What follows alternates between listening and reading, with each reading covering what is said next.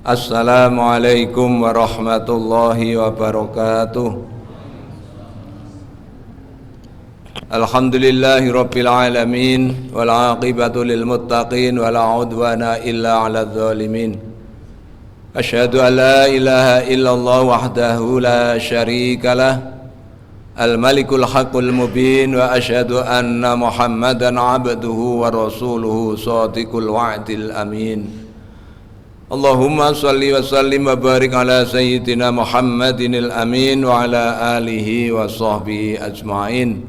Subhanaka la ilma lana illa ma 'allamtana innaka antal alimul hakim wa la haula wa la quwata illa billahil aliyyil azim. Amma ba'du.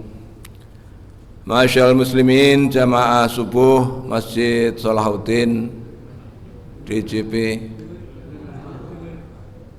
salat zuhur. Napa salat subuh? Oke. Apunten kulina kultum subuh. Jamaah salat zuhur Masjid Salahuddin DJP Kanwil DIY yang berbahagia rahimakumullah. Alhamdulillahirabbil alamin, kita patut bersyukur sampai hari yang ke-16 ini ke-17 kita diberikan kekuatan, kesehatan, umur panjang oleh Allah Subhanahu wa taala. Semoga puasa kita, salat kita, tarawih kita dan semua amal baik kita diterima di sisi Allah Subhanahu wa taala. Amin ya rabbal alamin. Salawat dan salam semoga selalu tercurahkan pada junjungan kita Nabi Agung Muhammad sallallahu alaihi wasallam yang sangat kita nantikan syafaatnya terlebih kelak di yaumil qiyamah. Bapak Ibu, enten ibu-ibu nggih? Mboten ketok masalah mriki. Bapak Ibu yang berbahagia, saya hari ini kan tanggal 17 dari Nuzul Quran, tapi saya ingat 2 tahun atau 3 tahun lalu saya menerangkan itu. Khawatir nanti ada pegawai yang lama masih ingat. Tapi nggak apa-apa, nanti kita cuplik-cuplik saja. Jadi hari ini peringatan Nuzulul Quran, tapi saya sebenarnya akan berbicara yang lain. Tapi nggak apa-apa, nanti sak cukupi. Yang penting tadi dibatasi 30 menit. Yang ngantuk nggih boleh ngantuk, mboten napa-napa sambil tidur. Layah-layah nggih Pak Hamdan nggih. Itu Pak Hamdan nggih. Nggih, alhamdulillah masih ingat saya. Karena thalabul ilmi itu luar biasa, apalagi setiap hari kita ini keberkahan Ramadan yang benar-benar luar biasa. Keberkahan itu terbukti dengan semangat kita thalabul ilmi atau pengajian atau kajian apapun istilahnya. Karena fadilah itu maninta qala liyata'allama ilman ghufira lahu qabla ayyahtuwa. Itu yang pertama. Bahwa barang siapa yang bepergian dengan niat mencari ilmu, maka diampuni dosanya oleh Allah Subhanahu wa taala sebelum melangkahkan kaki. Ini yang luar biasa, apalagi kita di bulan Ramadan. Dan ini bukti keberkahan. Barokah itu ziyadatut taati wal khair. Kalau menurut Imam Ghazali, tambahnya ketaatan dan kebaikan. Ketaatan kita, keluarga kita, lingkungan kita ini terbukti dengan datangnya bulan Ramadan. Di awal-awal Ramadan hampir semua masjid, musola, kebak penuh dengan jamaah. Bahkan di tempat saya itu sampai halaman masjid. Tapi tidak sampai seminggu itu yang di halaman sudah mulai naik. Itu tempat saya. Kalau tempat bapak-bapak mungkin beda nggih Pak nggih? Sama. Oh nggih. Berarti ngen kula keturunan jenengan.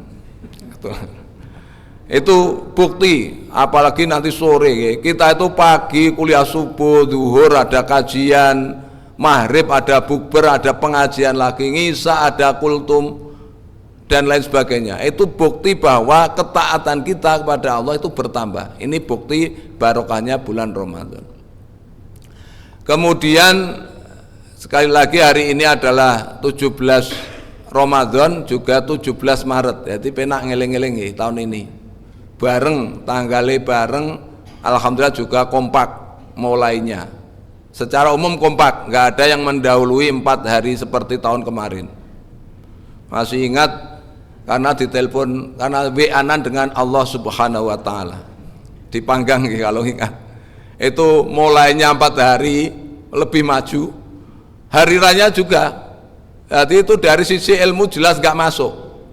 Karena hubungannya langsung WA-an dengan Allah Subhanahu wa taala. Jadi nggak bisa ditawar lagi.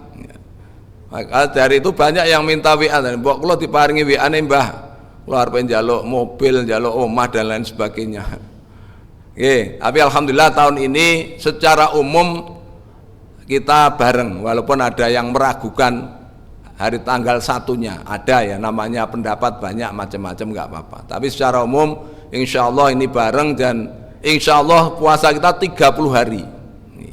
Kalau yang seandainya ada yang mulai Ahad, berarti insya Allah 29 hari. Jadi untuk korting sedino. Oke, Bapak Ibu sekalian, saya selalu ingat ketika nuzul Quran, saya hampir tidak pernah menjelaskan sejarahnya, karena sejarah itu sudah banyak sekali disampaikan. Bagaimana proses turunnya Al-Quran, kemudian ayat yang pertama turun dan lain sebagainya. Maka saya sering mengambil hikmah di balik turunnya Al-Quran. Maka di dalam surat Al-Isra ayat 82, kalau tidak salah, a'udzubillahi minasyaitonirrajim, wa nunazzilu minal qur'ani ma huwa syifaa'u wa rahmatul lil mu'minin wa la yazidudz zalimina illa khosara.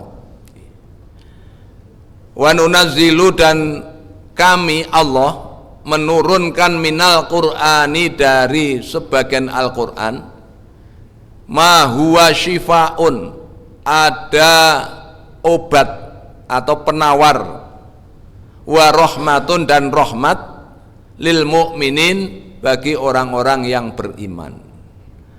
Maka ketika kita mempelajari Al-Quran, membaca Al-Quran, kajian-kajian Al-Quran, insya Allah di situ kita akan mendapatkan syifa atau obat dari Allah Subhanahu wa taala. Dalam kitab Al-Misbah, kitab tafsir Al-Misbah karya Pak Quraisy Shihab, itu disebutkan obat di situ ada memang yang menyebutkan itu obat fisik juga obat psikis. Artinya bisa menjadi obat rohani dan juga jasmani. Karena sebenarnya penyakit jasmani itu juga banyak terpengaruh dari rohani kita. Ketika kita punya pikiran jelek, yang namanya akhlak mazmumah, akhlak yang tercela, sakit hati, iri, dengki, riya, pamer dan lain sebagainya, itu akan mempengaruhi fisik kita. Kalau kita itu nun sewu punya sifat hasud, itu gampang ngawai, gampang panas. Tonggone, kalau orang pajak nggak perlu contohnya tonggone tuku TV, karena semua orang pajak saya yakin duwe TV, mobil. Tonggone beli mobil bagus, dia yang panas dingin. Ini menyebabkan fisiknya bisa sakit. Itu salah satunya. Maka syifaun di sini ini memberikan ya bisa terapi bagi kita. Karena saya ingat betul ketika saya membaca Al-Quran itu selalu ingat pelajaran bahasa Arab dulu dari guru saya waktu sekolah. Artinya ingatan kita itu insya Allah akan tetap baik. Kemudian dengan ingatan yang baik itu, ini sudah ada yang meneliti katanya, saya bukan dokter ya. Jadi ketika kita membaca Al-Quran dan selalu berpikir, pembuluh di otak kita itu semuanya akan bergetar dan lancar, dan itu sumber kesehatan kita. Maka saya selalu mengajak kalau bulan Ramadan itu ya kita harus punya target membaca Al-Quran itu bisa 2 kali lipat dari hari-hari biasa, bahkan bisa lebih. Maka nun sewu saya tidak niat menyombongkan diri. Saya kalau Ramadan itu terus terang pasti punya target 2 kali khatam. Ya untuk target saya pribadi, nggak ada orang merintah, nggak ada tuntutan dari siapapun, tapi itu tadi semangatnya Ramadan harus ada peningkatan di dalam ibadah kita. Itu karena apa? Saya mungkin pernah cerita di sini.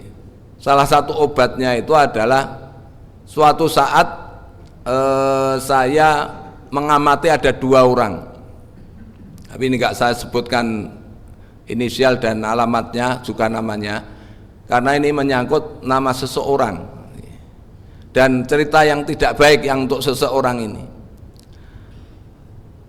Ada seorang paman, umurnya sekitar 80 tahun, kemudian ponakannya itu umurnya 60-an tahun, baru pensiun dari PNS-nya.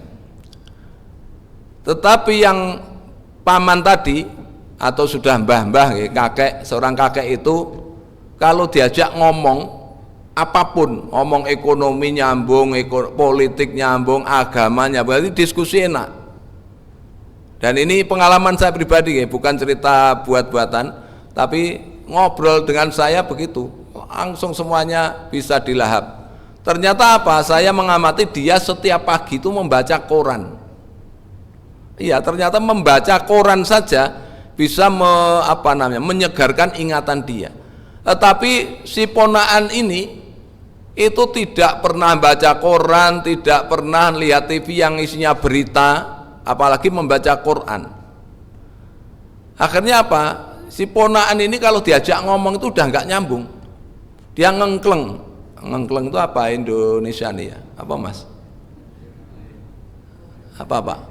Ngengkleng oleh cara Jawa nih, nggak nyambung. Jadi kayak pikirannya itu nggak tahu kemana. Karena hobinya ponaan itu nonton sinetron.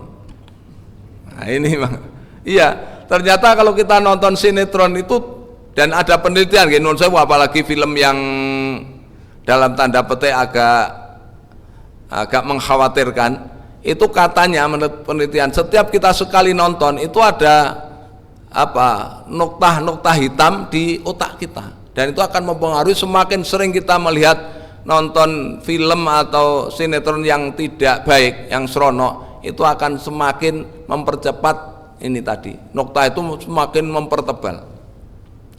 Maka itu saya buktikan, 2 orang itu saya mengamati betul. Yang ponaan itu diajak ngomong sudah nggak nyambung, dan nun sewu ketika pipis itu udah sering nggak terasa sudah kecer-kecer kemana-mana. Artinya kesehatannya juga terganggu, maka syifaun itu di situ. Jadi bisa menjadi penawar, bisa menjadi obat bagi orang yang mengkaji, membaca dan mempelajari Al-Qur'an. Wa rahmatun. Nah, ini rahmat ada sendiri. Ada cerita sendiri tentang rahmat. Rahmat itu kasih sayang Allah bisa berupa macam-macam. Kasih sayang kecukupan rizkinya, keluarganya solih solihah, anak-anaknya birrul walidain dan lain sebagainya, banyak sekali. Saya punya contoh satu saja. Ada seorang, kebetulan dia memang guru ngaji saya, anaknya 10 Bapak Ibu sekalian. Kemudian dia hanya tamatan SD, tidak punya pekerjaan tetap. Mungkin kalau non sewu, kalau orang pajak bayangke nggak tekan, benar-benar nggak tekan. Tidak punya penghasilan tetap, anaknya 10, tapi sekarang posisinya itu dari 10 itu 8 sudah sarjana. Coba kita bayangkan, semuanya sekolah, dan ini yang 2 tinggal skripsi. Yang 2, 10 anak, ini bisa dibuktikan. Nanti tapi japri saja kali kulongi, dan bisa dicek. Ternyata bapaknya bapak ibunya ya tukang maca Quran, bapaknya itu kemana-mana ya ngaji Al-Quran, ya termasuk guru saya, karena beliau itu guru saya juga guru istri saya. Jadi saya tahu betul gaweannya mau ngaji, mahrim ngaji. Maka dulu saya tuh kalau bapak ibu saya tuh nggak pernah nyuruh gawean yang macam-macam. Pokoknya bapak ibu itu seneng bar maghrib anaknya nyekel Quran, bar subuh ngaji. Pun ngoten niku pun seneng banget, dan itu kita sudah membahagiakan kedua orang tua kita. Itu namanya rahmat. Maka dari situ ke rahmat Allah itu, rasa kasih sayang Allah kepada kita itu bisa diberikan dalam berupa macam-macam. Ya, kecukupan kita mudah mendidik anak diberikan gampang dan lain sebagainya lah, menjadi orang yang bejo dan lain sebagainya. Itu salah satu bahwa menunjukkan bahwa Al-Quran itu benar-benar menjadi syifaun wa rahmatun lil mu'minin. Maka sekali lagi saya mengajak ini, semangat ini masih tanggal 17, masih punya waktu untuk kita menambah target kita. Mungkin kemarin nggak punya target, jadi karena nuzul Quran bisa merubah target itu, kudu khatam minimal sekali, sebulan itu minimal sekali. Karena kalau sekali itu sebenarnya gampang, bar subuh 2 lembar gampang jane, zuhur, asar, setelah sholat itu 2 lembar baca Quran itu ya paling 5 sampai 10 menit lah. Tapi non sewus kita itu sering lebih malas, rasa malas itu yang sering menghinggapi kita. Coba kita bayangkan, kita itu sama-sama WA-nya, WA yang satu wawasan Al-Quran, WA yang satu WhatsApp. Saya jamin hampir pasti lebih betah buka WhatsApp daripada memegang Al-Quran atau wawasan Al-Quran. Niki kula dhewe, jenengan mungkin mboten nggih, kita mboten beda juga. Jadi saya kalau sudah pegang HP, main HP baik game maupun buka WA, YouTube dan lain sebagainya, 1 jam 2 jam ora kroso. Tapi coba kita bayangkan kita membaca Al-Quran 2 jam, wes kula jamin wingi teng kota kula ngaji matur ngoten niku, sing kuat nyekel Quran dan membaca 2 jam tak wae duit 100.000. Ana wong siji ternyata, Pak. Tak wae tenan ning ra gelem, pun Pak kula didongakne istiqomah mawon. Ini bener di Utara Purawisata seminggu yang lalu. Kula tawari, kula siap ngomong 100.000 tak wae 100.000 tenan. Itu Bapak Ibu sekalian. Pun mentek Mas Jami. Nggih. Sekali lagi semangat kita di bulan Ramadan, karena keberkahan ini yang sangat kita rasakan, maka kita harus mengisinya dengan sebaik-baiknya.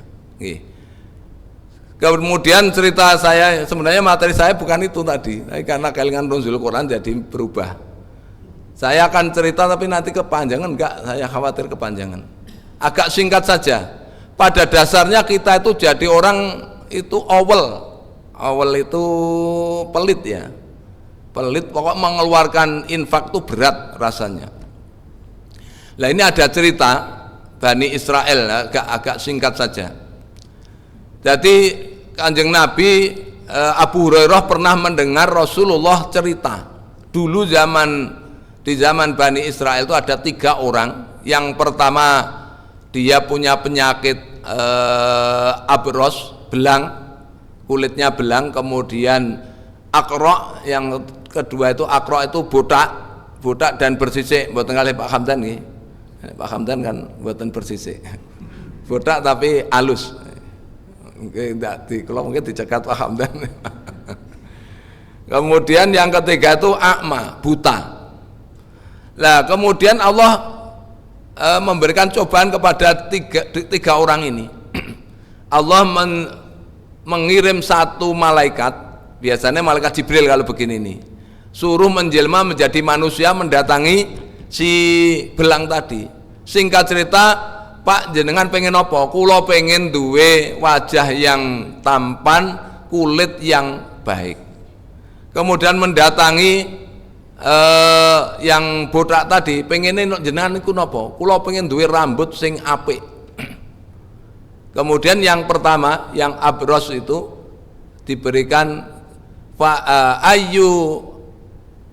ayyul mali ahabbu ilaika.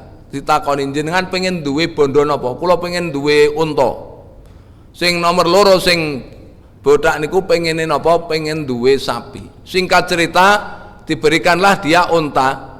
Dia diusap oleh malaikat itu sembuh semuanya, menjadi punya wajah yang ganteng dan kulitnya halus, terus diberikan unta. Kemudian yang kedua, yang akrok tadi, yang bodak tadi minta apa? Dia minta sapi, maka diberikan sapi yang bunting juga.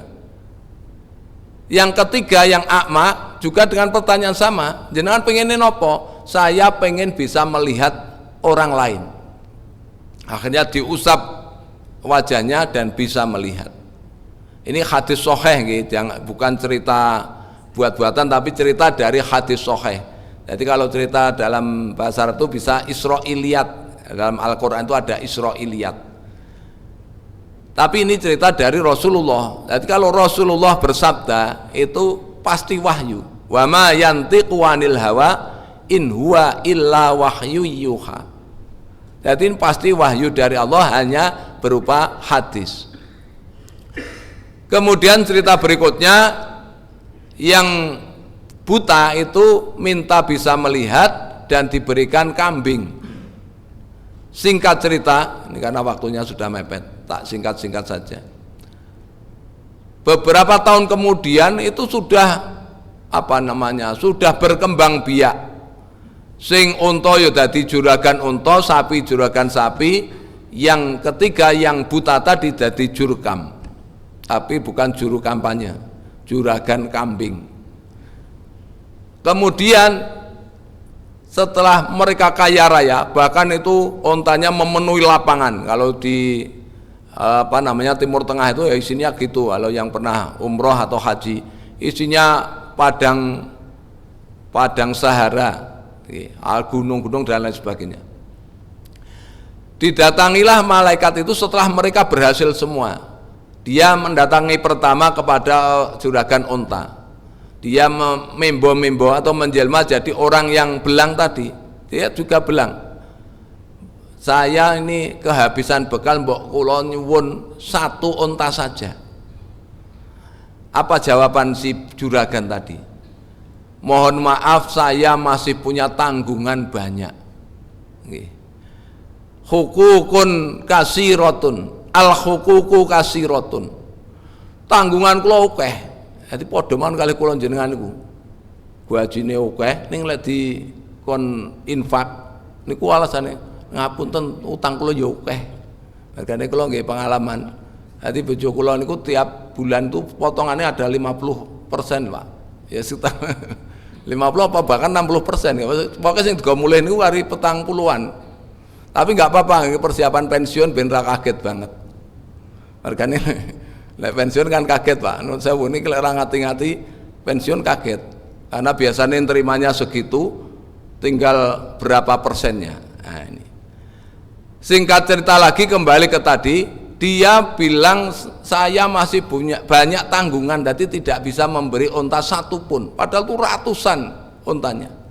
Yang kedua juga begitu, juragan sapi tadi dimintai dengan dia menjadi orang yang botak dan bersisik tadi. Dia juga bilang gitu, maaf saya tidak bisa memberi. Padahal dia itu malaikat yang menjelma menjadi manusia. Akhirnya ya kalau jenengan nggak mau ngasih, padahal saya itu ketoknya kenal jenengan dulu, ketoknya jenengan seperti saya.